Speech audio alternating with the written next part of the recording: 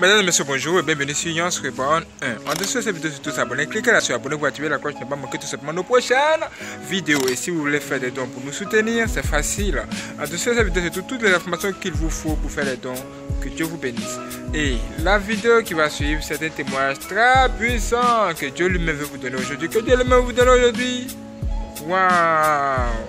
C'est extraordinaire. Si vous avez aimé, partagez cette vidéo à tout le monde et n'hésitez surtout pas à vous abonner et let's go.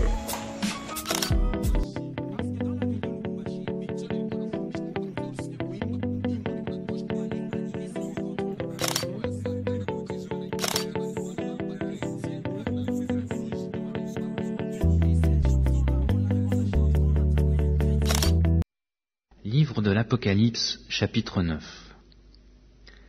Le 5e ange sonna de la trompette, et je vis une étoile qui était tombée du ciel sur la terre. La clé du puits de l'abîme lui fut donnée, et elle ouvrit le puits de l'abîme. Et il monta du puits une fumée, comme la fumée d'une grande fournaise. Et le soleil et l'air furent obscurcis par la fumée du puits. De la fumée sortirent des sauterelles, qui se répandirent sur la terre.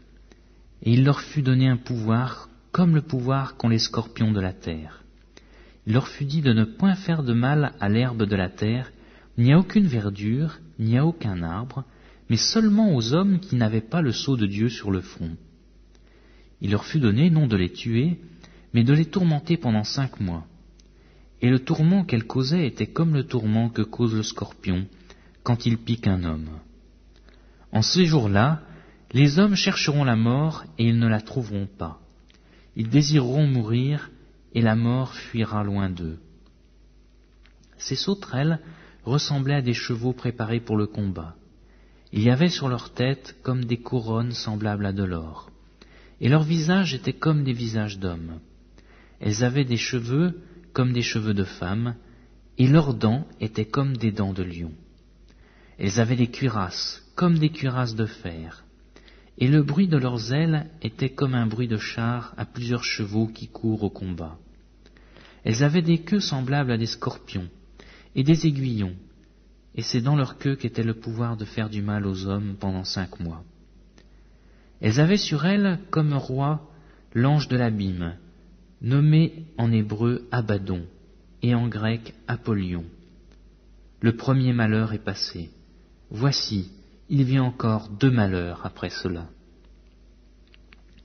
Le 6e ange sonna de la trompette, et j'entendis une voix venant des 4 cornes de l'autel d'or qui est devant Dieu, et disant au 6e ange qui avait la trompette, « Délie les 4 anges qui sont liés sur le grand fleuve Euphrate. » Et les 4 anges qui étaient prêts pour l'heure, le jour, le mois et l'année, furent déliés afin qu'ils tuassent le tiers des hommes.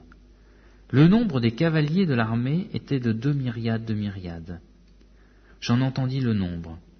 Et ainsi je vis les chevaux dans la vision, et ceux qui les montaient, ayant des cuirasses couleur de feu, d'hyacinthe et de soufre.